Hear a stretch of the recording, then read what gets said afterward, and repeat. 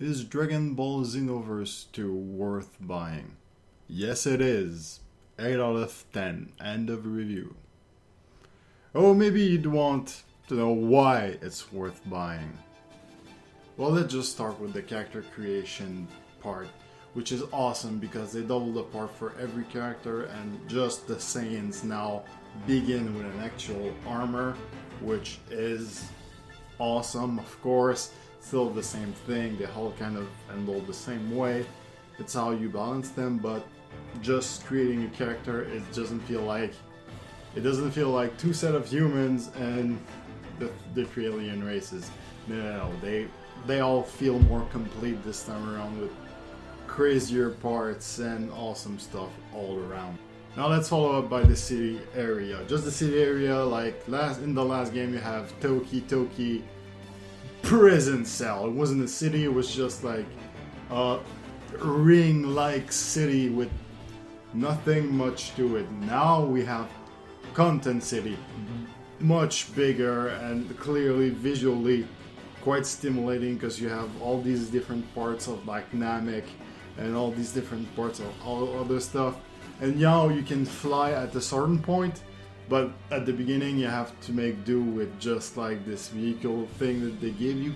Still kind of fast, but I really love this time around that at a certain point in the game you can now fly around the city, which is I don't use teleport stuff. I always use like flying a little longer, but I still really enjoy it every time. Every time it's always just fun just to fly around, meet some people who are flying, and you have quests like that now. You can go and speak to people randomly like that, which feels more organic this time around for I don't know what reason. Now for the combat part.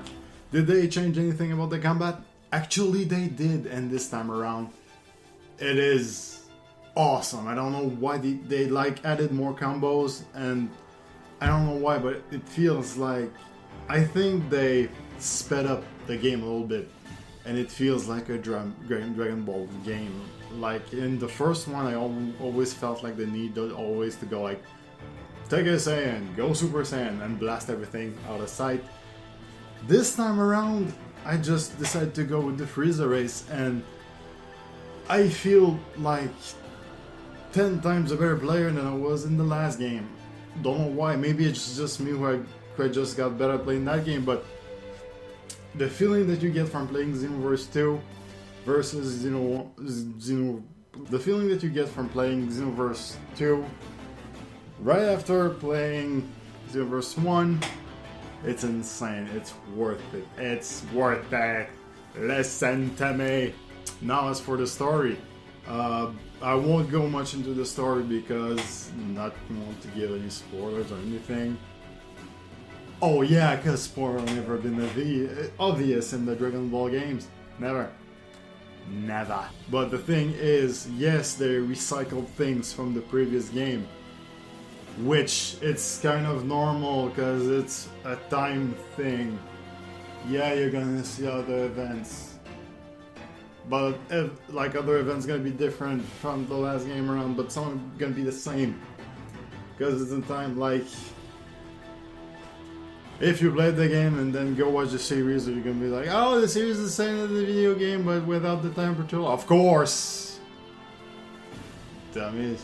Another thing they changed this time around was very important to me. It was like very crucial for me, but this time around, when you're not in the cutscene but still like in the dialogue in story mode, and you have those bubbles, and well, it moves, man, now moves. Okay, it's not a big deal, but it really got me last time. I don't know why it kept breaking my immersion every time I was just like, I was reading and I would see this character like speaking, it would be first of all, the action of their gestures are already like crazy enough, so if there's a mouth moving, then I'm reassured. And I don't go all psychopath and kill people. With all that stuff, with all that place, with all that things to do now with that big city, we now have more quests. Yeah, No longer just offline parallel quest on the side. No, you have more than that now. You have factions. Factions. Oh yes, you have factions now. And which is really great because for each race you have your own faction. And of course you can join another race faction. But doesn't make sense because in the end run, the Frieza race is gonna have more quests with Frieza. And of course the same race is gonna have more quests with Vegeta, obviously, but still you have like kind of a, without the cutscene, kind of its own story arc about your character, which is very interesting. It's a whole bunch of other things to do, like you have like these academy tests that you can learn stuff, just like instead of just going to the skill shop and buying energy charge, now you have to do a quest to get it. Which I think it's way more appealing than just like, I'm just gonna buy that stuff. No, we're done. It bought. No, you have to fight for it. Like a man. Or women. Just like fight. And also you have challenges. Like time attacks and all that stuff to get more rewards even though.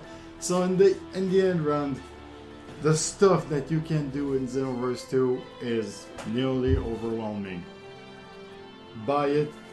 If you played the first one, is the second one worth it?